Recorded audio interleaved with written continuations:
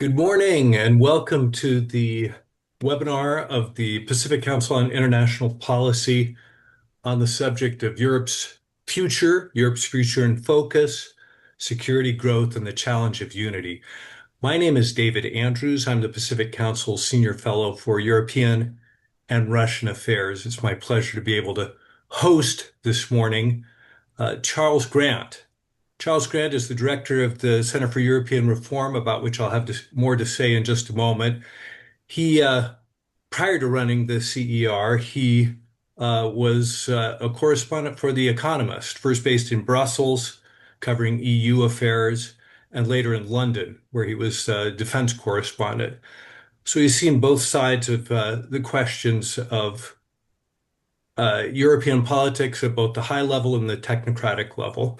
And Charles's work with the Center for European Reform, as the name of that organization suggests, since 1998, with its founding, has been a prominent voice for improving internal relations within the European Union and reforming its institutions and its policies so that they'll be more effective for the citizens of Europe.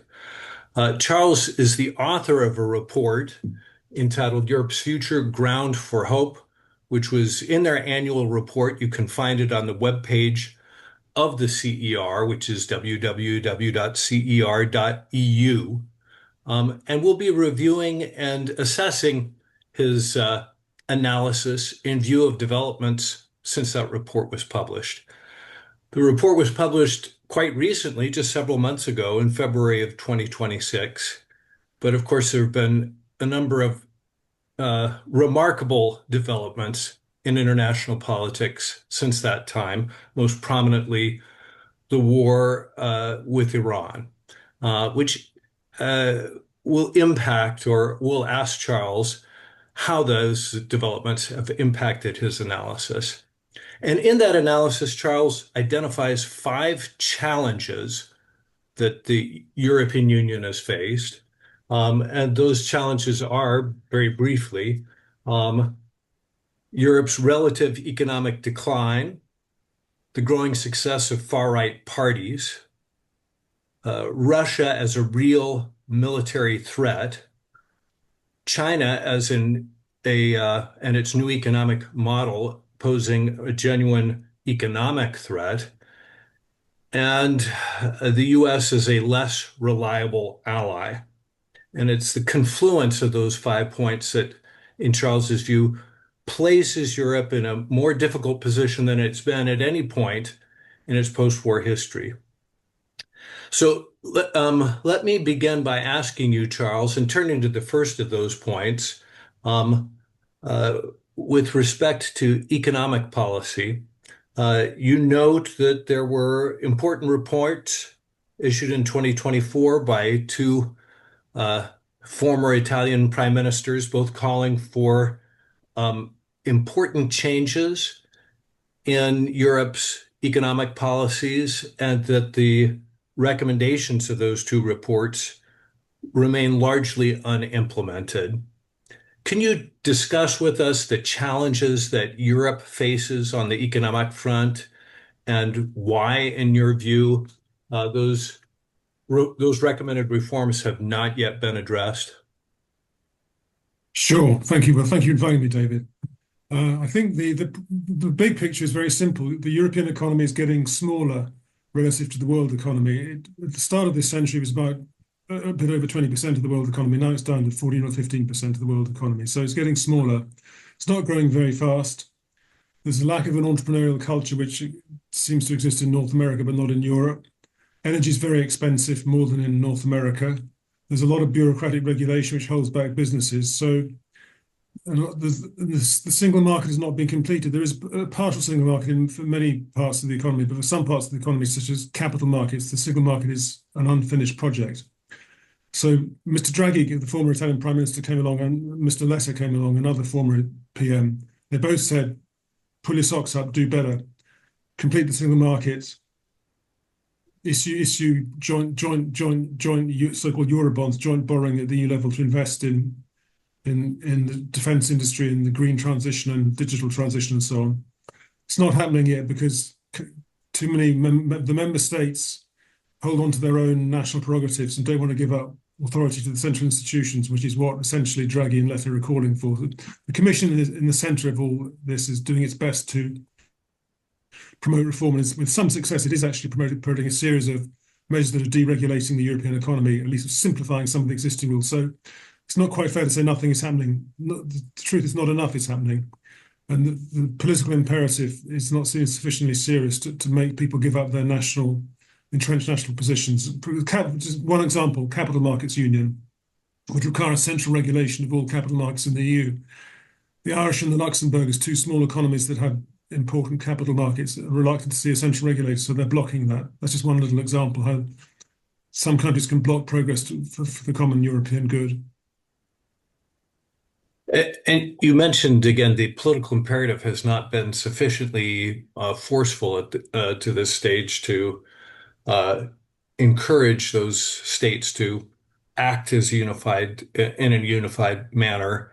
And you also mentioned the declining share of the Europe has of the global economy. What about the differential impact of the war in Iran? Again, that's not part of your analysis in your February report, but the consequences of the economic consequences of the war have been quite different for Europe and the United States. Did they make the situation better or worse in terms of both the raw economics and the political dynamic? Well, that's a good question. I think in terms of pure economics, they make things rather worse because inflation is going to be higher and growth will be slower. Some of that happens in America too, but more in Europe because we're more dependent on imported energy than the US is. So it's bad for the European economy. The political impact is, in a way, it works both ways. On the one hand, if incumbent governments preside over poorly performing economies, they're less likely to win elections. So it could help the far right and win elections in, say, France in a year's time, or in the UK in the local elections tomorrow. So it helps the far right by weakening the economy. On the other hand, it could actually hurt the far right because the far right in some European countries is identified with Donald Trump. Donald Trump is extremely unpopular all over Europe.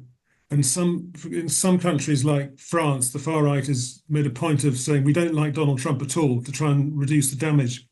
In the UK, the leader of the far right, called Nigel Farage, is a friend of Trump and has not renounced his friendship with Trump. And he may pay a price for doing so, at least in the long run. So in Germany, the far right is split between those who support Trump and those who don't support Trump. So I think the Iran war and the adverse impact on America has made people in Europe even more hostile to Trump than they were before. And this is both helping and hindering the far right in different ways. Mhm. I neglected to mention that outside of my remarks that today's webinar is being recorded. It will be available, and Charles has kindly agreed to make his remarks today on the record. We will be looking forward to your questions, and if you'd like to post them over the course of the meeting, I will try to integrate them into the discussion over the course of the next 45 minutes. Charles, you've already mentioned again, the potential consequences for the far right and the influence of the right, the influence of populist parties, specifically in the United Kingdom with the local elections tomorrow and national elections forthcoming in France. The second element of your argument, your general argument, is that Europe's economic malaise has contributed to the discrediting of centrist politicians. You cite three factors having to do with hostility to green legislation, concerns about irregular immigration, and again the underlying economic underperformance. The One of the arguments that you make is that the strength of the far right has put an end to treaty-based European integration. Can you explain why this is the case and what this means for the prospects of deeper European cooperation?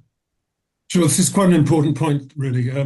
Ever since the European Economic Community was founded in 1958, there have been a series of treaties that have led to more integration through introducing so-called majority voting on important pieces of legislation. So the national vetoes can't stop things happening. We had the so-called Single European Act in 1986, the Maastricht Treaty in 1992, and 4 or 5 treaties since then. The last one was the Lisbon Treaty of about 15 years ago. Each of these treaties created more centralized powers for the Brussels institutions, but each treaty change requires unanimous agreement by the member state governments. And some governments now are controlled by the far right. In Hungary, we will come on to, Mr. Orban just lost, so there's no longer the far right running Hungary, but they still are very powerful in the Czech Republic and Slovakia, for example, and may soon be in other countries too. So there's always going to be somebody on the far right in power who wants to block further integration. And in fact, even though the far right are not in power in that many countries, to be fair, the centre right are so scared of the far right stealing their votes.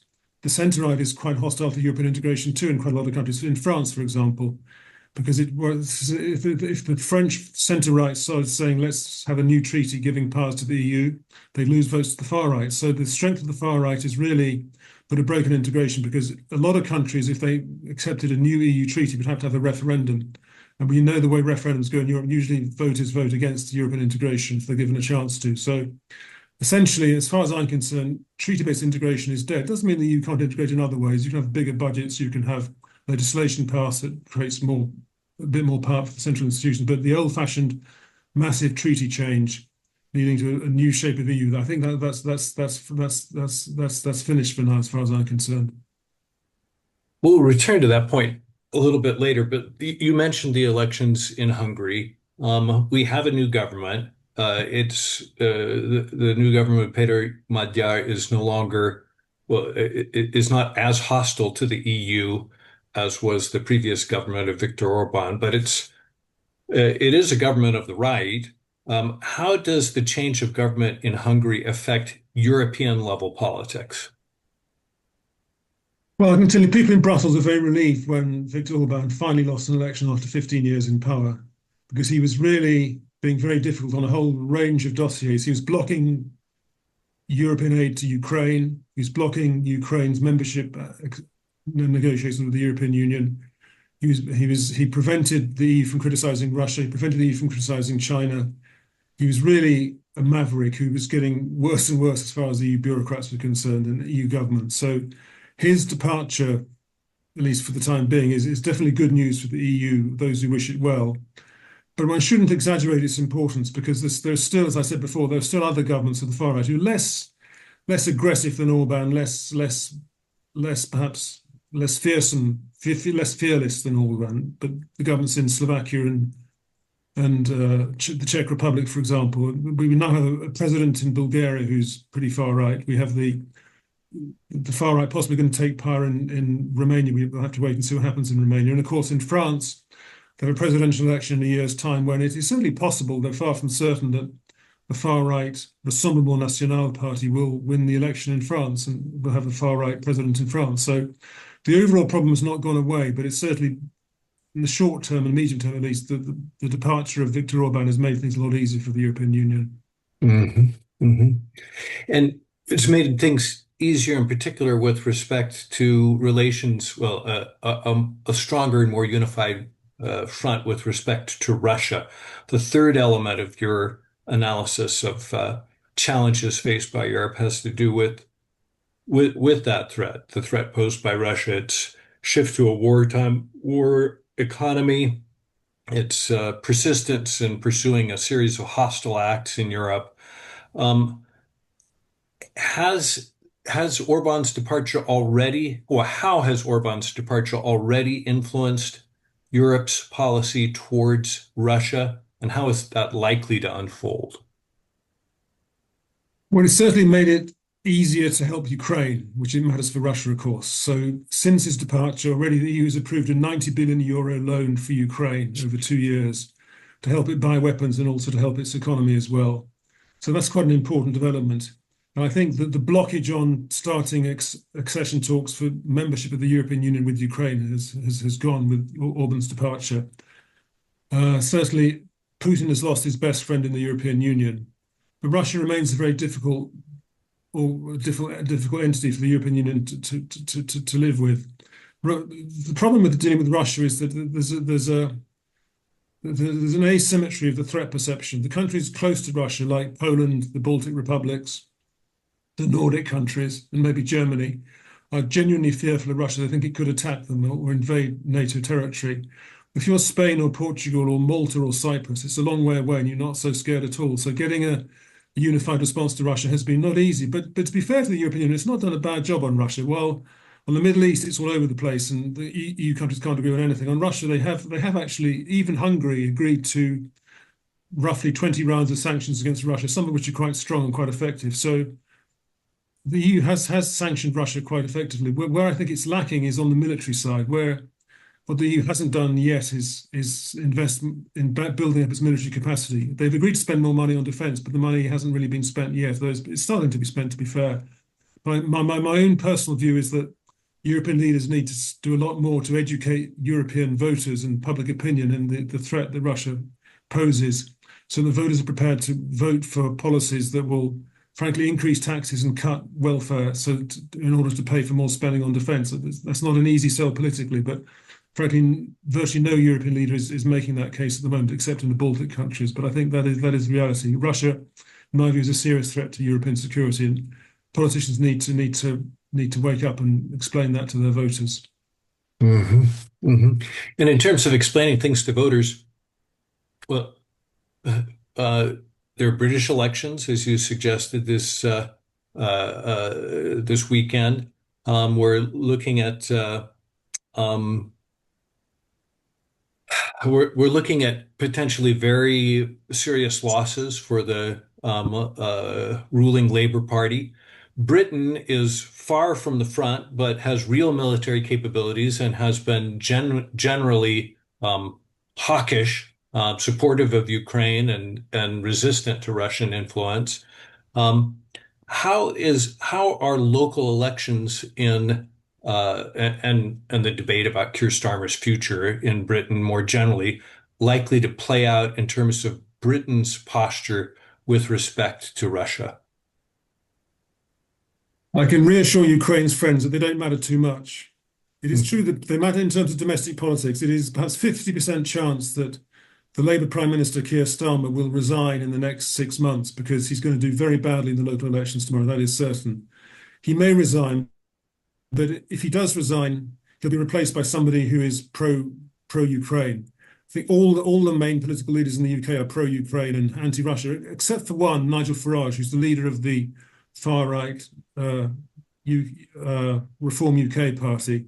But even he keeps quiet about his Russophilia because he knows it's very unpopular with voters. So I think that the British political system, with a few exceptions like Farage, is very committed to being tough on Russia and helpful, supportive of Ukraine. So British aid to Ukraine will continue for the foreseeable future, as far as I'm concerned, and Ukraine's friends needn't worry about these elections.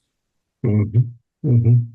Turning from Russia to China, you identify China and China's new economic model as another element in the panoply of challenges that's faced by Europe. Um, you mentioned the growing EU trade deficit with China, um, the impact of Chinese restrictions on rare earth exports on European manufacturers. Um, and you mentioned China's support for Russia's war effort, mainly, though not entirely, through the supply of dual-use goods. Um, how has how has your assessment of the threat posed to China been altered, if at all, by again the impact of the Iran war? Well, I think the Iran war has made people in Europe more hostile to the United States than they were because President Trump, from a European point of view, is starting wars without consulting allies. He gets into wars, doesn't know how to get out of them. The whole world economy is thrown into turmoil by his actions. So China, although nobody's a great lover of China in Europe, doesn't actually do some of this crazy stuff that the US does. So I think it naturally is a little bit more sympathy with China. But having said that, I mean, the underlying trends, as you rightly said, quoting my report, are, I think, for the EU relationship with China to get worse, because the Chinese industrial might is decimating swathes of European industry. They're so dominant in new technologies like EVs, electric vehicles, batteries for electric vehicles, solar panels, and a lot of older technologies too, like shipbuilding and so on. They're so dominant in many technologies and industries that European industry is suffering as a result. So there's a lot of hostility growing in Europe to Chinese industrial success, and we are becoming more protectionist in Europe. We're putting barrier, not the British, but the European Union is putting up more barriers to Chinese goods, tariffs against EVs, and so on. So China is seen as a real economic threat, but politically, I think people reckon it doesn't behave in the crazy way that America behaves, but economically, it's seen as a huge threat. Well, then let's turn to the United States. And again, you cite a number of reasons why changes in U.S. politics, the Trump administration in particular, but you suggest future administrations as well pose a continuing, what's likely to be a continuing challenge for Europe. Can you explain more fully why that's the case? Sure. Well, one thing I'll say is not just Trump. I think it's America as a whole. I think, and rightly so, America says Europe should spend more for its defense. I think that's a perfectly reasonable argument that Donald Trump makes. And my guess is that a future Democrat administration would say rather similar things. Why should Americans subsidize European security through being the major contributors to NATO? So, to be fair to Europe, it is spending more on defense, quite a lot more than it used to, but it needs to go on spending more and spend more than it's doing at the moment. So I think that is something that Trump is saying and that is unsettling Europeans, that is quite justified. But there are many other things that are worrying Europeans a lot. I mean, the trade wars we haven't referred to so far, but starting trade wars with many parts of the world, imposing tariffs on European exports to the US isn't good for the world economy. And I think it's not very good for the US economy, in my view, either, because it puts up the price of goods in America. So since the Second World War, America's been committed to free trade, more or less, but not anymore. And that unsettles Europeans. Then there's the interference in European politics through, for example, J.D. Vance overtly supporting the far-right Alternative for Deutschland party in Germany. That's quite unsettling for Europeans to see Trump interfering in European politics. Then perhaps the thing that hurts most of all is the Ukraine war, where Trump really seems to have some sympathy for the Russians, and we in Europe can't understand why. He's putting pressure on Ukraine to cede territory to Russia. He's cut off arms supplies to Ukraine, and he seems to put a lot of pressure on Ukraine and no pressure on Putin at all. And in Europe, we think that's very unbalanced, and we're genuinely puzzled as to what's going on there. But that unsettles Europeans. More generally, there's Trump's contempt for international law. I mean, he wanted Greenland a few months ago and said he was going to take Greenland, ignoring the fact that it belongs to Denmark. And now he's waged a war against Iran without much justification in terms of international law. Venezuela also, though there was no love for Maduro in Europe, the actions in Venezuela seem to be illegal. So then, the very last point I'll mention is NATO itself. We in Europe care about NATO. As I said before, we should spend more money for it, but it does require America to be present in NATO. And Trump has undermined NATO as a deterrent by questioning the so-called Article 5 commitment, whereby an attack on NATO is an attack on all. Trump has questioned that a number of times, and he's clearly doesn't like that. I was in Washington a couple of weeks ago, and what I heard there alarmed me. I was told that he's really quite hostile to NATO because NATO is not being more helpful on the Straits of Hormuz. He wants NATO countries to clear up the Straits of Hormuz and let ships pass through the Straits. So I think for all these reasons, the Europeans are fairly united in seeing Trump as a very dangerous and worrying phenomenon. And we're worried that this is not just a short-term phenomenon for the next 2.5 years, that America is changing in ways we don't understand in Europe. And maybe after Trump is gone, other US presidents will be rather similar to Trump in some ways. That you could say something good may come of this, something good may come of it, which is Europeans will take more responsibility for their own security, which is probably in the long run a good thing. It would be in the long run a good thing, but one of the points you make in your article is that any shift to a Europe-led NATO would require a formal transition plan, which allies are unlikely to get from this U.S. administration. So not long ago, this would have been considered highly unlikely, unrealistic, counterfactual. But right now, it seems as though governments are engaged in planning exercises associated with the possibility of a, a European defense that does not involve the United States. How do you assess the state of play, and what can and should European governments be doing at this point? Well, I think there's a general consensus that Europe needs to take more responsibility, and this means Europeanizing NATO, not scrapping NATO. I mean, I think that the general view in Europe is that Trump isn't going to leave NATO. He'll just kind of weaken it by withdrawing troops from it and saying he doesn't take it very seriously. So NATO has structures which are very useful, which will remain in place, and Europeans need to gradually do more to take over those structures. And I think, in a way, the Trump administration will encourage them to do that. But they say in the administration that they want to keep the SACEUR job, that's the Supreme Allied Commander job, the top general's post within NATO will remain American. And I think that's Europeans would hope that does remain American. That implies that America's nuclear deterrent is committed to European security and defense.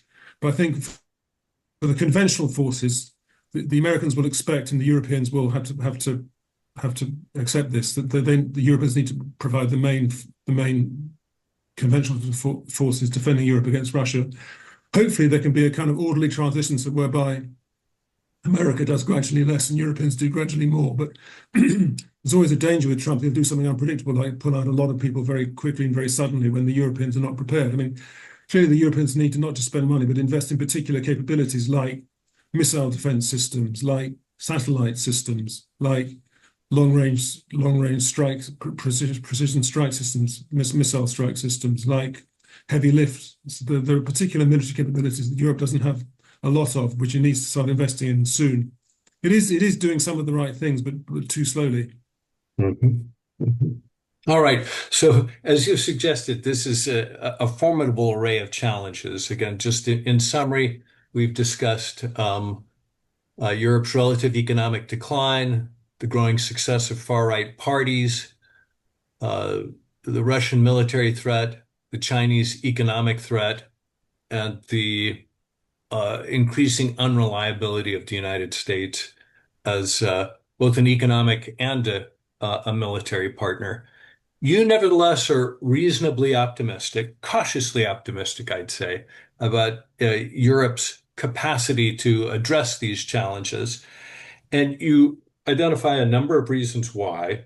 The first was your enthusiasm for the commission as led by Ursula von der Leyen and the activities that's undertaken. In your report, this section of your analysis was entitled Two Cheers for von der Leyen. Could you tell us why you're supportive of von der Leyen's leadership of the European Commission and whether that assessment remains the same now here in May 2026 as when you wrote the report?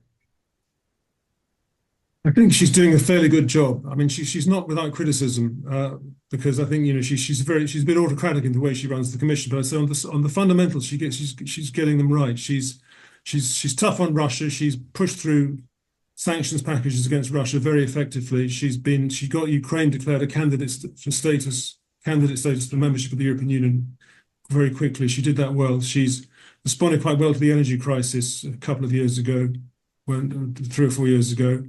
I think she's trying to build up resilience against the competition from China by pushing through new measures to improve greater security of supply chains in Europe and basically resist Chinese industrial competition. So I think on the big picture, she's quite effective. Also, the EU's budget, she's proposing to reform the EU's budget to spend less money on farming and regional aid and more money on defence and competitiveness, which is the right thing to do. Member states don't agree with all these changes, but I think she's got a lot of common sense. She's quite moderate and reasonable. She's an Atlanticist in her core. And she finds it very hard to be Atlanticist with Donald Trump as president, but she's a tough Atlanticist who I think is I quite like to have her because she's got common sense and sees what the big challenges are. You nevertheless are concerned that the commission has again gone rather farther than you would have liked in adopting French-style industrial policy in response to the challenges that Europe's faced. Could you explain what your concerns are? Sure. Well, that's a subtle point. I mean, I'm a Brit, so I'm in favour of free trade by definition, and the French are often less in favour of free trade. So Britain's departure from the European Union a few years ago has weakened the cause for free trade within it. And I think some of what the Commission is doing is, I think, justified. Everyone's worried about security of supply chains now, with since the war in Ukraine, faced with Chinese mercantilism, faced with Donald Trump's return to office, we have to worry about where our supplies will come from. We shouldn't become dependent on external suppliers. So some effort to onshore supply chains so that we do more in Europe is, I think, justified and reasonable. But of course, it's going too far, driven by the French, towards old-fashioned protectionism, just tariff walls against foreign goods, which I'm not in favour of. I think there's a balance to be struck, and I think the Commission goes too far in the French direction, though some of it, what it's doing in this direction, is, I think, justified. It's a question of finding a happy medium, happy mean. You mentioned again the impact of Britain's departure, potentially weakening the support within Europe for free trade or towards a liberal trading regime. And at the time of your analysis, time of your report was written, you were reasonably optimistic about the capacity of the Labour government to execute its desired reset with the European Union. But again, that government is much weaker now than when you wrote your report. You just suggested a moment ago a probability of about 50% that Keir Starmer would no longer be the prime minister within a period of 6 months. How does that impact prospects for Britain and the European Union cooperating along a range of issues? I think in the short and medium term, the political furore in Britain doesn't make much difference, because a future, if Starmer resigns, a Labour Party Prime Minister will take over. And the Labour Party as an institution is very pro-European. Other leaders could be more pro-European than Starmer's been. So I think the next Prime Minister post-Starmer will be in favour of getting closer to the European Union economically and politically. We are getting a lot closer in terms of security. We're taking part in the coalition of the willing on Ukraine, for example, and the Strait of Hormuz. We're very closely involved in European security. What is more difficult is getting closer in terms of economics, because the French don't want us to get too close economically. They want to make the British pay a price for Brexit. And I think so there's some resistance to reopening the terms of the trade and cooperation agreement by which the UK left the European Union. So that is a more difficult area of economics. But I think the next British Prime Minister will be in favour of getting close. And indeed, I would predict that before the next general election, which is 3 years away, the Labour government may come out much more strongly for European integration. There's talk of rejoining the European Union. At the moment, it's just talk, but there wasn't such talk 6 months ago. So we may see the so-called red lines against getting close to the EU disappearing or being eroded. I think in the long run, the Labour Party will come out much more pro-European than it has been in the last few months. But in the long term, it's more difficult. In the long term, you might get a Reform UK government, which is a very, very Eurosceptic government, or a Conservative government. Reform UK and the Conservatives are opposing the reset with the UK. They support Brexit. They want a very distant relationship with the European Union, so they don't care about the economic cost of that. So I think there's a danger that Labour will try and get much closer, then they lose the next general election, and the right gets in and takes us further away again, which would be very frustrating for our European partners. But it's not certain that Reform UK will win the next election, or the Conservatives. It's possible that there's time for the Labour Party to have a revival in the next 3 years. It's not to be excluded. Mhm. You mentioned again the good prospects for cooperation between the EU and or EU member states, more properly, and Britain on security matters, the more challenging set of relationships on economic matters.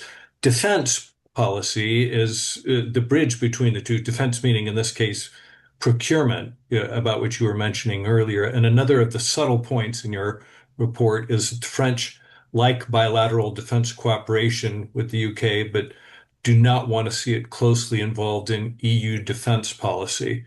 Can you again expand upon that point and help us to understand how that's likely to play out?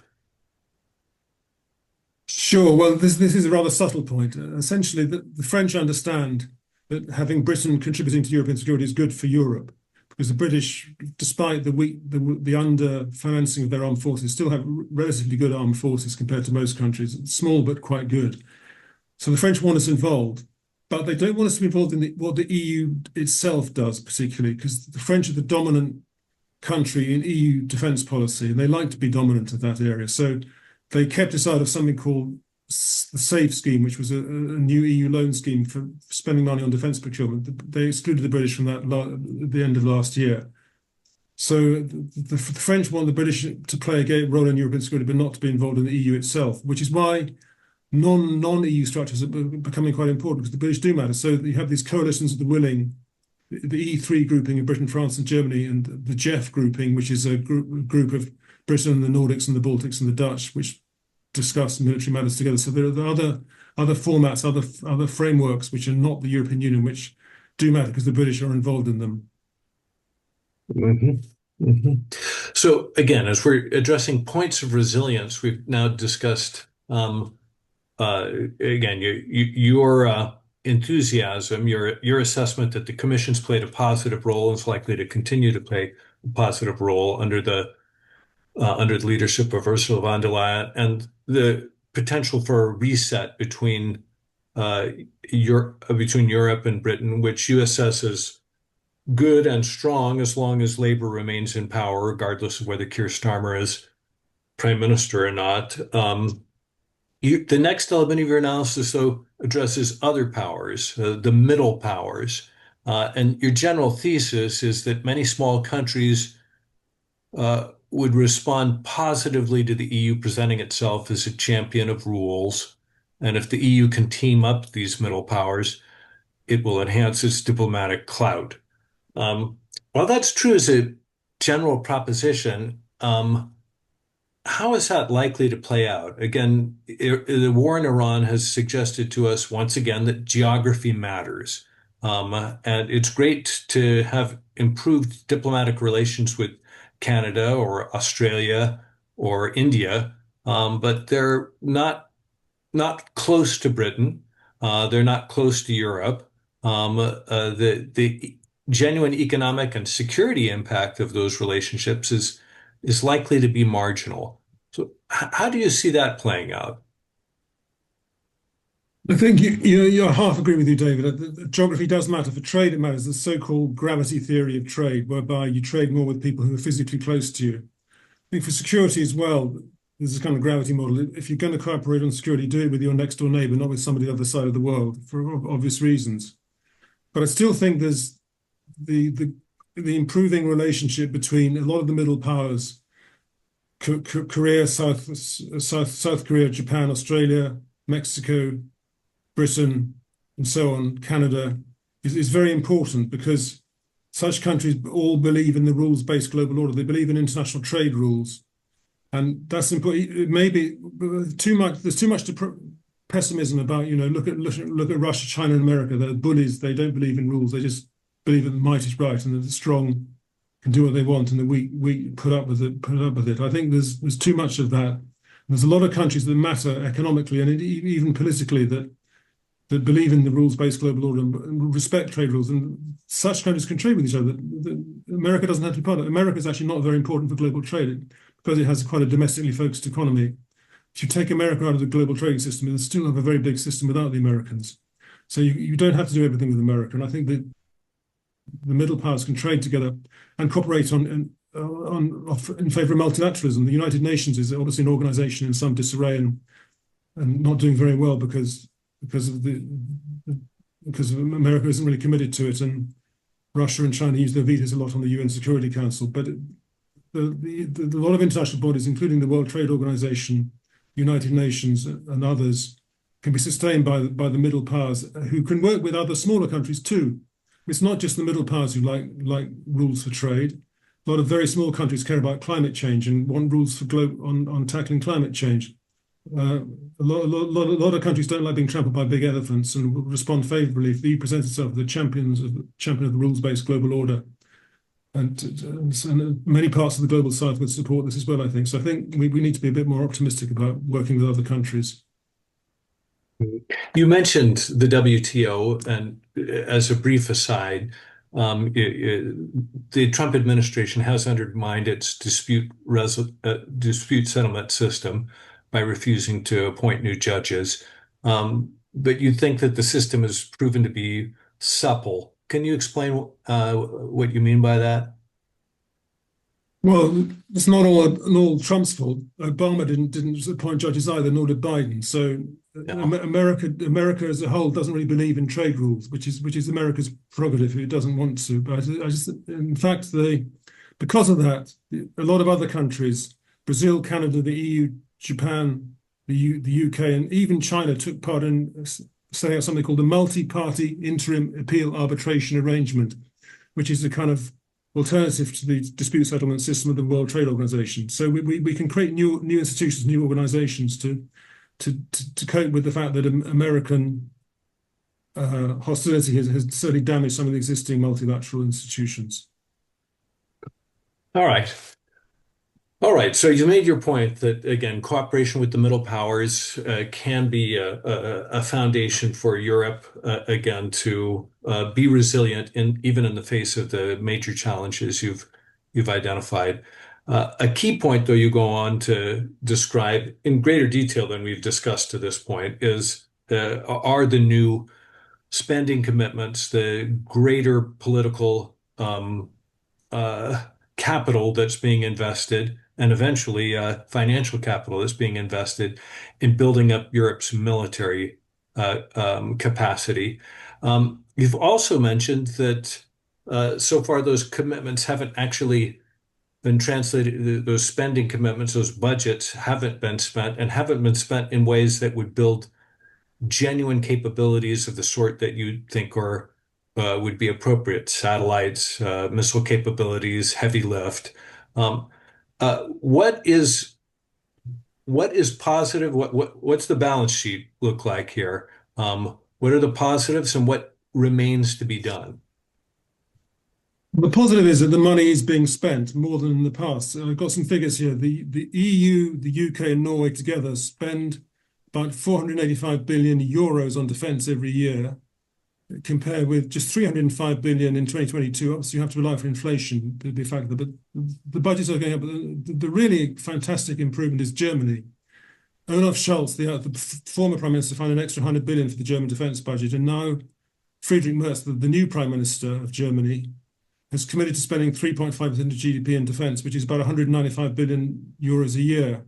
He's promised to build the strongest army in Europe. So that is important. That is real. And the problem is it takes time to translate money into real capabilities, and Europe's been very slow at doing so. It is working at it, but I wish it was working faster at it. I think they need to learn a lot from Ukraine. Ukraine manages to build new capabilities in drones, for example, very quickly indeed, because of the pressing needs of war. Well, certainly the British, as a typical procurement system, is very slow. Britain takes years and years for procurement processes to run. I think that you can criticize Europe for slowness, but at least they've taken the decision to spend more money.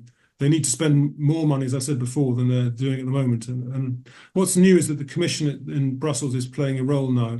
Has a lot of money to spend on defence industry, which is starting to guide European defence industry to encourage joint procurement of military equipment by different European countries, which is more efficient and hopefully might be quicker than the current system. So I think we're going to see a bigger EU role in defence procurement.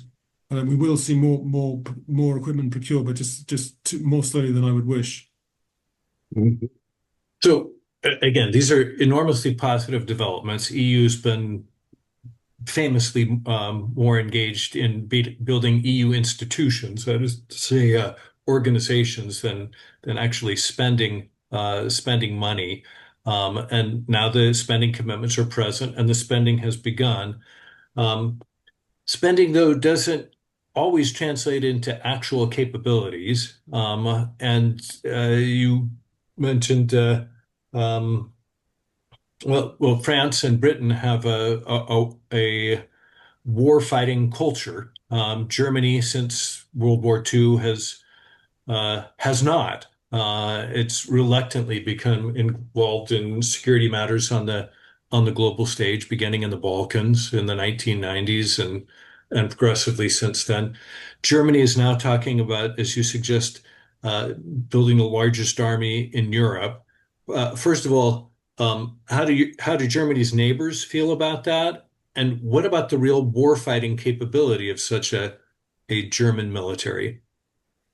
On your first question, David, I think most of Germany's partners in the EU are quite relaxed about Germany building a very strong, effective capability because whatever their complaints about Germany, they know that it's a very democratic country. It's not, nobody's talking about rebuilding the Third Reich. So I think if Germany uses its capability to defend Europe against Russia or other potential threats, most people are relaxed about it.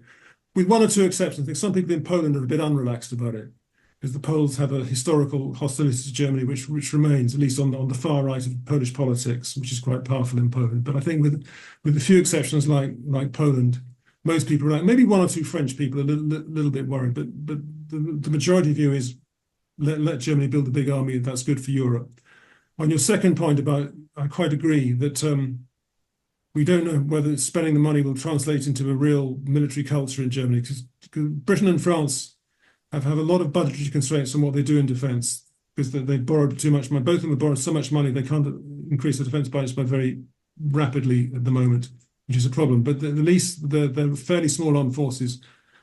They're prepared to put them in harm's way. They don't mind sending soldiers into action so they get killed or shot at, which not every country in Europe is prepared to do that. Maybe the Poles are, the French are, the British are, perhaps some of the Nordics could be.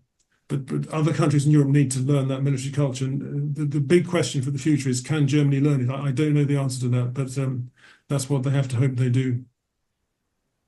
And again, a couple of points that have arisen over the course of our conversation. You've mentioned France is the dominant power in EU defense policy, but Germany's ambitions to have the largest army, the largest military in Europe. How are those two ambitions likely to interact and potentially collide? Well, very badly is the answer. This has happened really since I wrote my paper 4 months ago. There's a lot of tension between France and Germany on defense because the Germans now have a big budget, as I mentioned. But the French are worried the Germans are not spending this budget on French armaments or on European systems. A lot of it's being spent on American armaments or German armaments or Israeli armaments. And so the French wanted the German defense budget to go to back their own defense industry and the European defenses in general. There's a lot of tension between France and Germany. For example, they were building a joint fighter jet together, the Future Combat Air System, FCAS. That project has collapsed within the last few months because they couldn't agree on the specifications and who should lead the work on it and who would keep the intellectual property and so on. So defense relations are quite ropey between France and Germany because of these tensions. But you know that's normal. France and Germany often have a ropey relationship. They have done for the last 60 years in the European Union, but they always find a way of coming together. And personally, Macron in Germany and Merz in Germany, sorry, Macron in France and Merz in Germany, they actually get on quite well. So there are always tensions, but they always usually find a way around those tensions eventually. Yeah. And in the context of our NATO discussion earlier, you mentioned again that Europe needs to take a greater role, that it's appropriate that they be spending more. It's appropriate that they actually have greater capabilities on the ground in terms of conventional forces. But the the the hypothesis there was that the United States would continue to offer a strategic deterrent, a nuclear deterrent. There have been discussions about the French, a new offer from the French to offer a strategic, a nuclear deterrent to the rest, on behalf of the rest of Europe. How are those discussions progressing? How is that offer being received elsewhere? I think there's a global phenomenon, David, which is because of Trump's perceived unreliability, America's allies all over the world are worrying about nuclear weapons and not having them and how they can deter potentially hot aggressive states without nuclear weapons. So we're seeing discussions in Japan and South Korea about this. We're seeing discussions but also in Germany too, but for the same reason, as well as some Middle Eastern countries. So I think there is some vague talk of, and Macron has mentioned this directly, providing some sort of deterrent for Europe from the French. At the moment, actually, the French deterrent is not available to NATO, while the British one is. But that could change, and certainly Macron has said that whatever happens, it'll be his finger on the trigger. He's not going to Europeanize the decision on who fires the nuclear deterrent. But I think he's talking about extending an umbrella to Germany, and Germany might be quite happy about that because Germany doesn't want to build its own nuclear weapons. But conceivably, it might one day do so. But it's quite a long way from taking such a decision. I think in the long run, Britain and France could jointly do something to provide a deterrent for Europe if America's deterrent really collapses or disappears.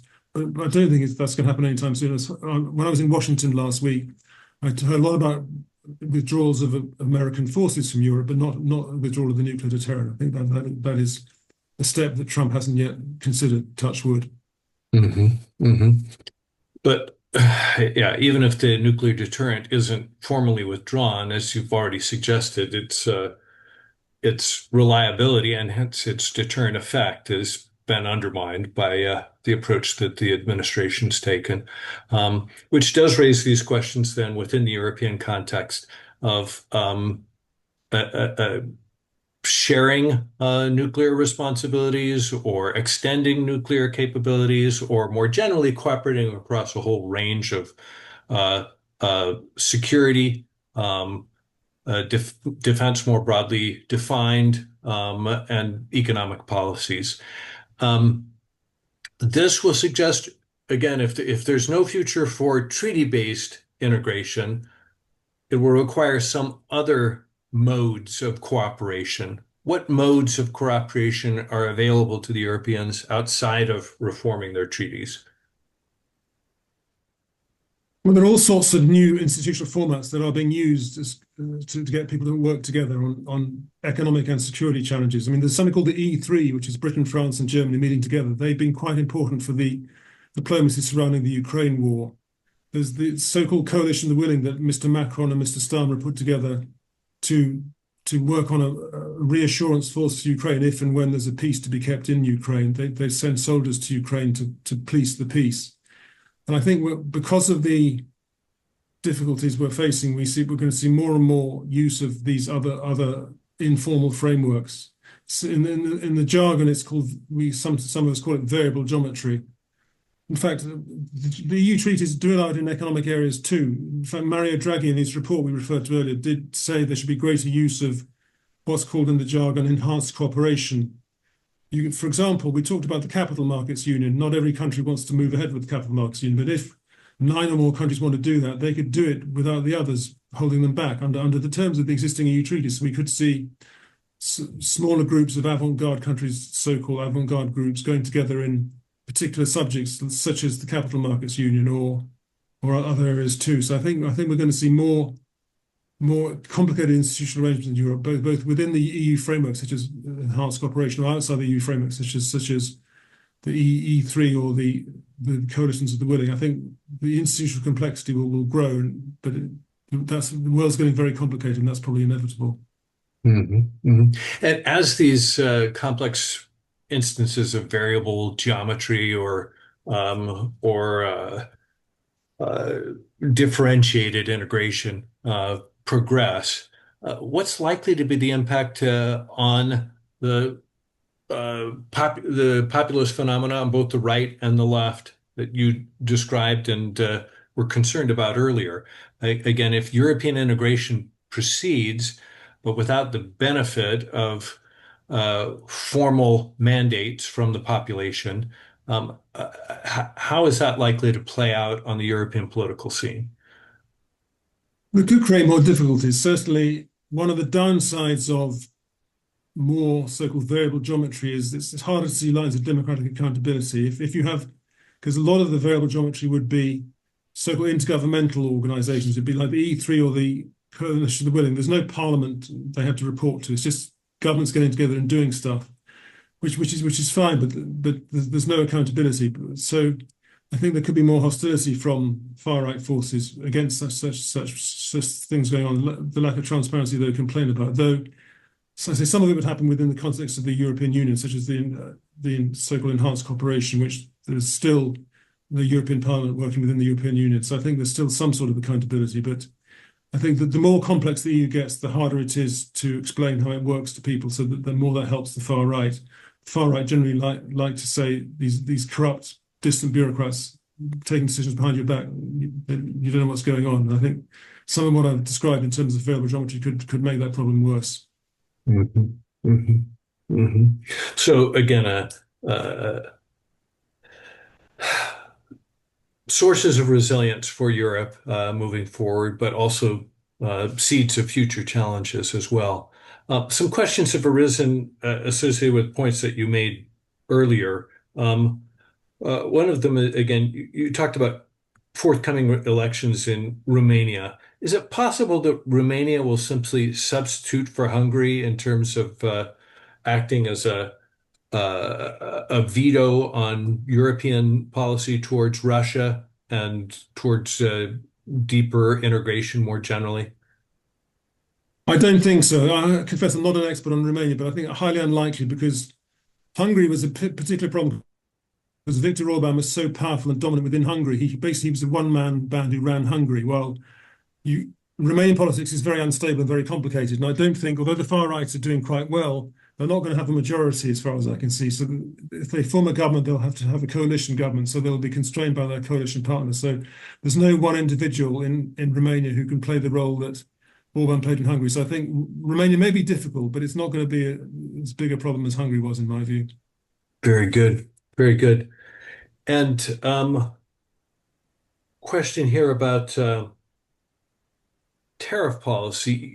We've only touched on it very briefly, but the so-called reciprocal tariffs imposed by the United States, of course, are uh, exactly not that. They're not reciprocal. They're intended to be unilateral and for the other side to uh, remove its tariff barriers to the United States. The EU has largely accepted that, I think, in part because, well, largely because of its desire not to antagonize the Trump administration with respect to Ukraine policy and NATO relations more generally. As relations with the United States on the security front, if they continue to unravel, is Europe likely to take a more genuinely reciprocal approach towards tariff policy vis-a-vis the United States? Is it likely to take advantage of its formidable market might and to begin matching U.S. tariffs?